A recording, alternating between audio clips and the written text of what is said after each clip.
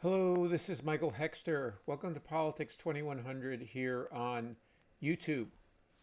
So, today's episode I'm calling Bernie Owes the Left and his voters an apology for calling Biden, quote unquote, his friend in 2020.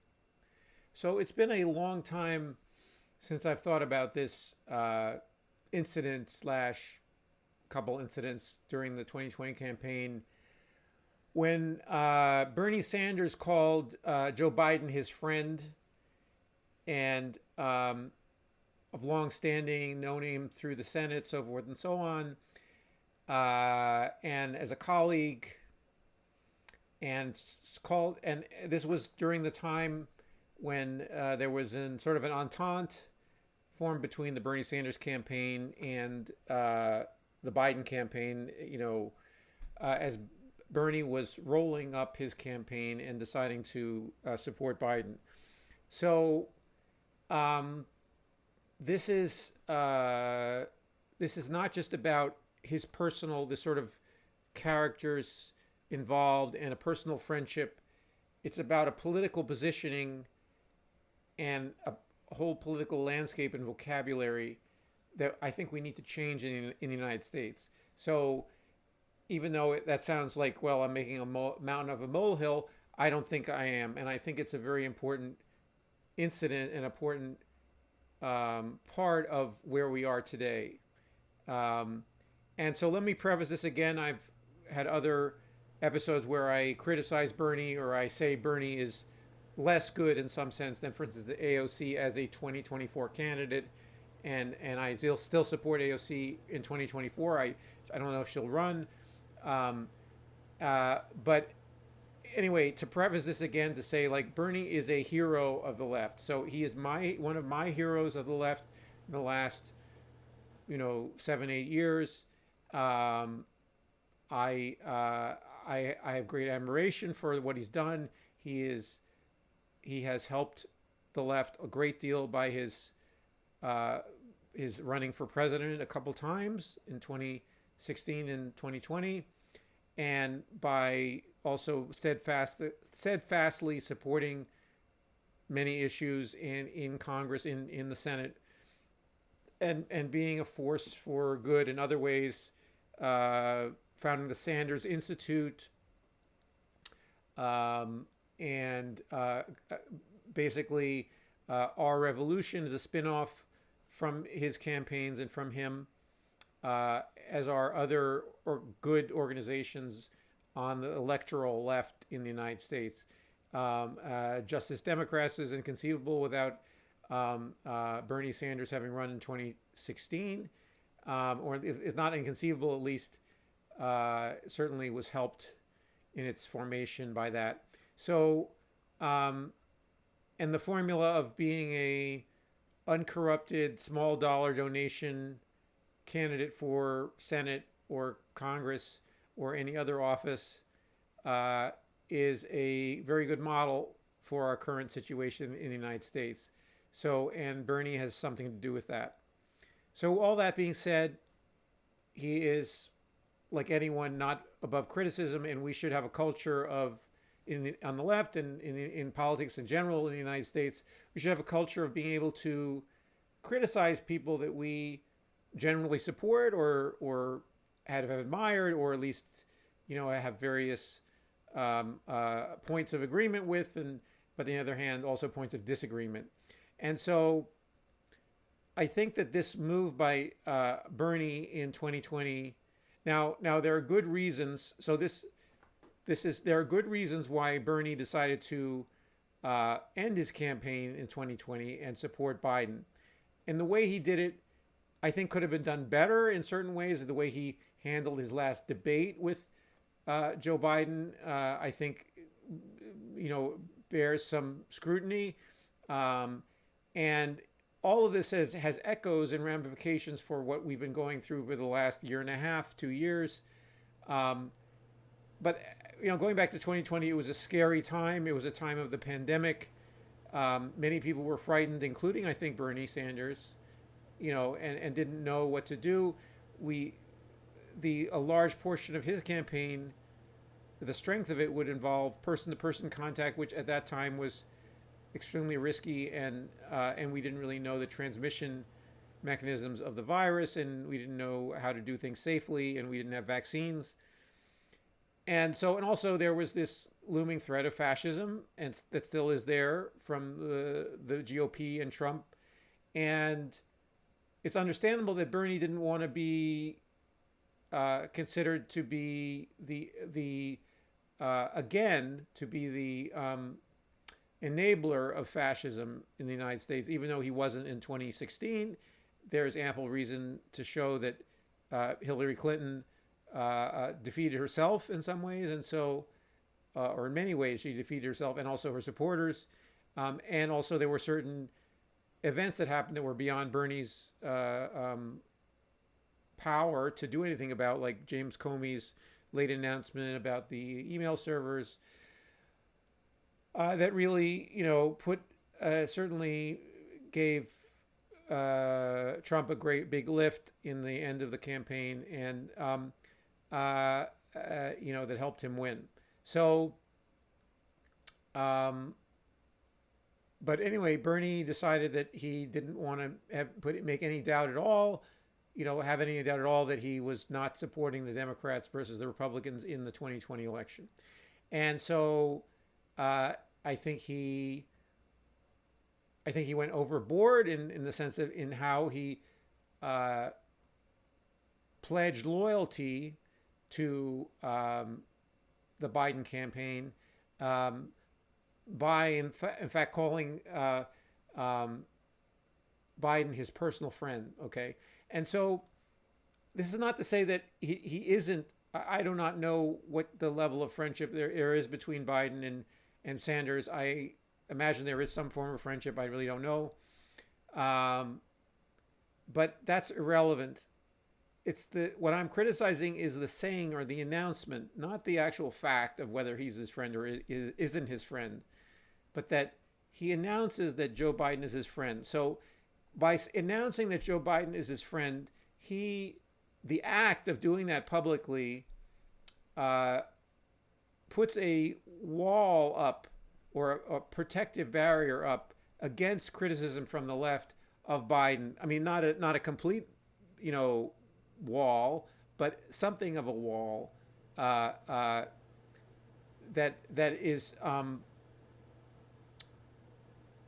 that protects Biden from, because Bernie is lending his personal reputation as a upstanding left-wing person, but also an honest person, to a man who is patently dishonest in many of his dealings, political dealings, and who lied in the debate with Bernie, among other things, and who is a slippery character as a standard issue, in some sense, Washington politician.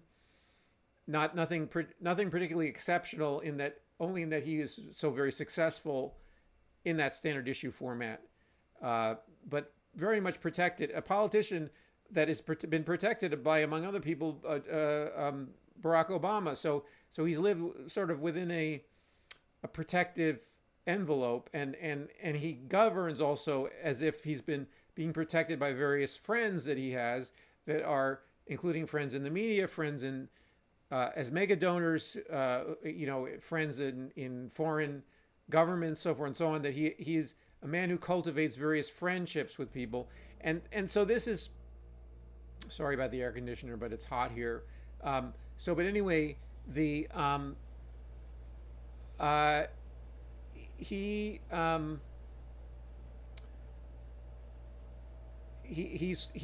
been aided by this in some sense, and his lack of political sense, which has been shown in the last year and a half as president, is in part due to all of the helpers he's had along the way. And that maybe is a sign that he is, in fact, as a person, a good friend to other people.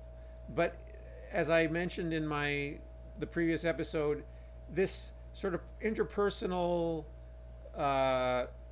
goodness or empathy or whatever it is on a one-to-one basis or inside his family or among his close friends hasn't translated into anything remotely like a consequential, um, principled, ethical basis for him. In other words, he has a very flawed ethical sense, or his ethics certainly is a neoliberal ethics, which is in itself transactional and very much influenced by power and money. Okay, and though again he is not one of the most corrupt politicians, there are more corrupt politicians. Certainly, Trump is a more corrupt politician. Manchin is a more corrupt politician. So he isn't.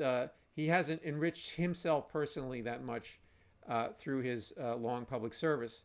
But anyway, but he still has championed various ideologies that favor the very rich and the old to some degree, and the rich and not the very old independent, but the old and powerful and rich people, and not for instance younger people or people coming up, people who are struggling in some form or another. So at least those principles, such as they are part of the problem. Okay, but anyway, and he lies a fair amount. He lies a lot more than Bernie does. So but anyway, Bernie lent some of his personal prestige, his personal reputation to Biden by calling him his friend. And I don't think it was necessary at that time for him to go that far in public. Okay, he could be friends, he could go out to dinner with him, so forth and so on. That's whatever. I mean, I'm somewhat personally, I don't find Biden a particularly attractive personality. But I haven't spent a long time in politics as Bernie has, and maybe among the political people you find he's one of the nicer ones or better ones or whatever it is. So, the people who hang out inside the Beltway. So, he could be one of the less insufferable people or something, or even personally whatever, warm and charming and all those kind of things. So. And that's something that certainly his reputation, it was sold to people. So he actually campaigns on that. And there are there's a Democratic base who sort of clutched onto that, as opposed to Trump, who's obviously this cold, sociopathic, monster, and in at least to people who really are looking, or certainly with a very thin veneer of quote unquote normality or whatever it is that apparently his base, or really not. I mean, he really is campaigning in a way as the crazy man, the man who's the wrecking ball. That's Trump. So in some sense, it wasn't much of a selling point to be quote unquote normal for him.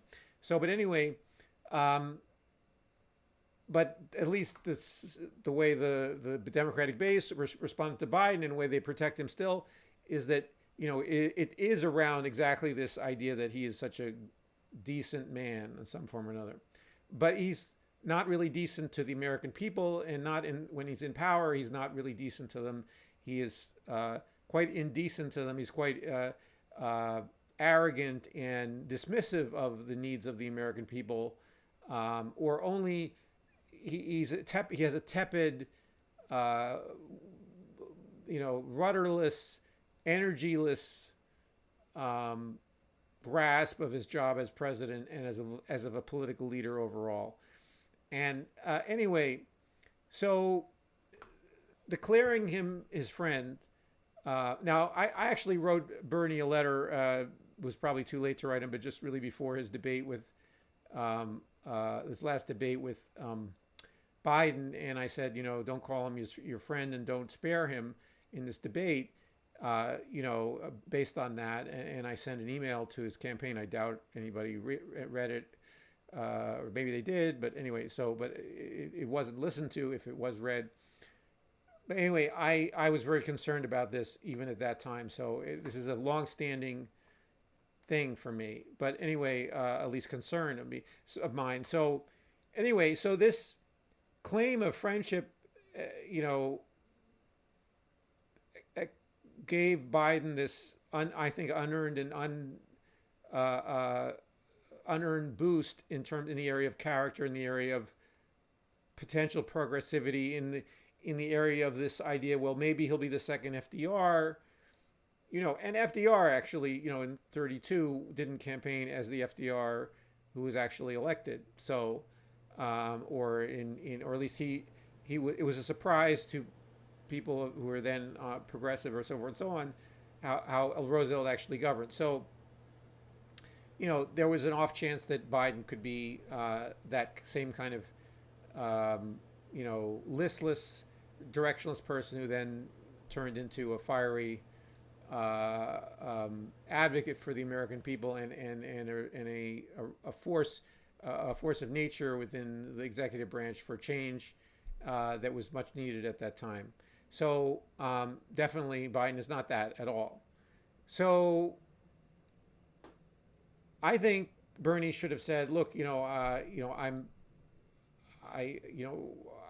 am going to support the Biden campaign in defeating Donald Trump, and I'm going to try to." He could have been very transparent. He wouldn't have to call him, quote unquote, his friend. Okay, he could have said, "Look, I'm going to try to do what exactly he did." So, you know, and we're going to try to work together and bring my supporters together so we can feel comfortable with enough with Biden and his campaign to try to also push them toward the issues that we think are important. So he could have been very, but without saying he's my quote unquote friend. So, and this gets to, I think, so it's in a way, it's a stance that I call toleration, or is called in Europe in the parliamentary systems toleration.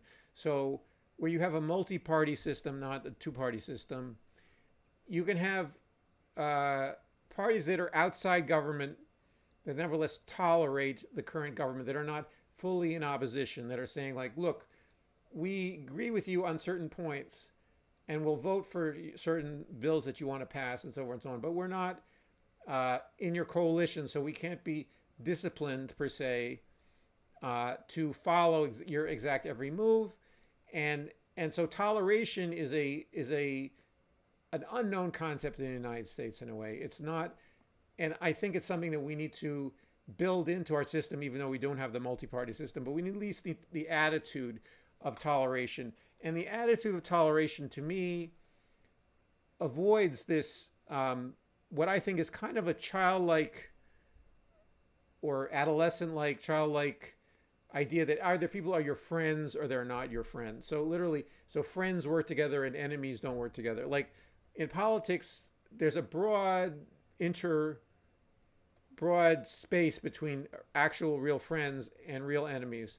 So it's not just frenemies either. So there are people who are, you know, you have point by point agreement with, and then point by point disagreement with, and they're different, and you tolerate them in the areas where we have agreement with them if they're in government, if they're part of the power have the administration or whatever it is.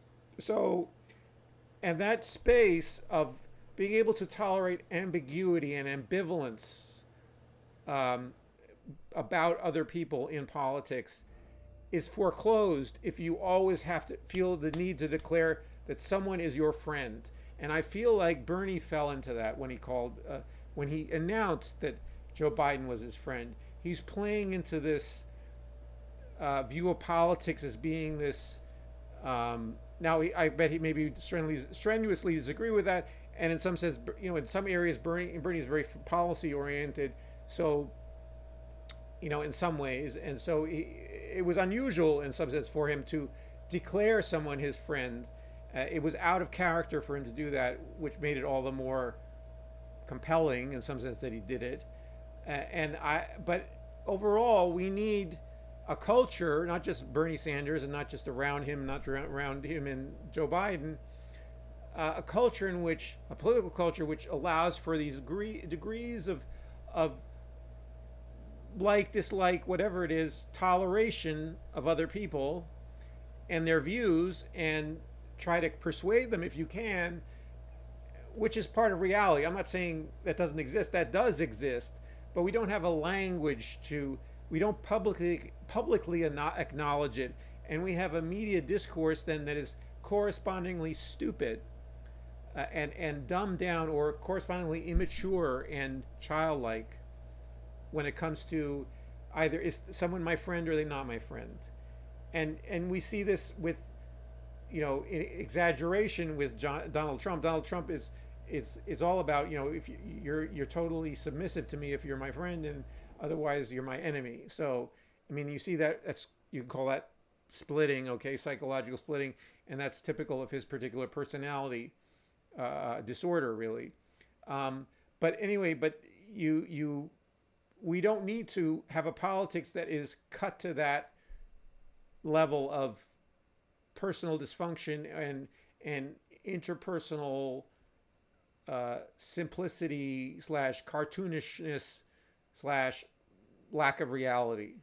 In reality, everybody has to tolerate to some degree other people, unless they're very, very close to them and they're friends, really, deeply friends with them. Or on the other hand, they are really someone you'll never agree with, and you decide they're on the other side. They are totally my enemy. And though even there, and this is where, in politics, you have to sometimes negotiate with your enemies, to for instance, to preserve democracy or whatever it is. So it's not, it's even there. There's not there is an area of toleration, even if you say someone, this is really, they're my opponent, I want them their party to be crushed, so forth, so on. And this is the way the Democrats really should think about the Republicans, that they really should crush the Republicans as they currently exist, and in electorally, and also prosecute them if they're in government and when they act to break the law, and try to overstep the boundaries of democracy and try to create a fascist state here. So anyway, there's all kinds of area where that definitive eneminess can be expressed in that particular situation about those people. But anyway, bringing this back to Bernie and the left and this friend declaration. This friend declaration then created, I think, an inside strategy. So this is where there was a repetition of what happened with the Obama administration, where people started to pursue an inside strategy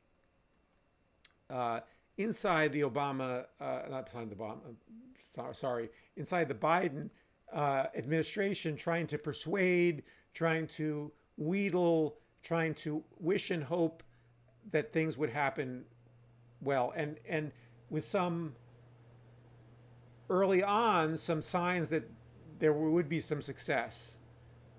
But then equally, when you saw equally signs that there wouldn't be success when Biden immediately turned to the GOP and said, you help me structure my Build Back Better agenda. And then you have the splitting off of the bill, the bipartisan infrastructure bill from Build Back Better, and immediately, so this is doomed Build Back Better. And this was all Biden's preference, okay? And even though claiming otherwise, but just sort of panicking and not pushing through on some of his agenda. So this whole, so the friendship declaration created this hesitancy of people to really start pressuring from the outside, also Congress people like Alexandria Ocasio-Cortez, Ilhan Omar, so forth and so on, to really take a stance of that they start saying, well, we're supporting the president's agenda by doing this. So it's like, by then it should have been clear when they say they're talking about supporting the president's agenda, say what he has campaigned on, what we campaigned on, so there's a way in which they're not really, they need to maintain credibility now, because Biden appears to not really support his own agenda. They needed early on to say, like, these are things that he said. So basically a toleration. Look, I'm tolerating, if you can imagine this stance, the left part of the Congress, the squad, so forth and so on. I am tolerating the Biden administration. I'm in points where I agree with them. I'm going to support them. I'm going to try to push them. I'm trying to make them, but I'm not. I am neither against their team, but not inside their team either. I am pushing for what needs to happen now for my constituents and for the American people overall. And there are things I hear from them that I like, and there are things I see from them and their behavior that I don't like, and I want them to do and to be open about that and to express that to the American people, and not to create a wall around your own criticisms of the Biden administration. And so this toleration, I think going forward, there's no escaping for progressives in Congress a form of toleration of this kind of corporate Democrats in order to maintain some kind of coalition with them, so the Republicans don't take everything over immediately by splitting the let's say the left of center right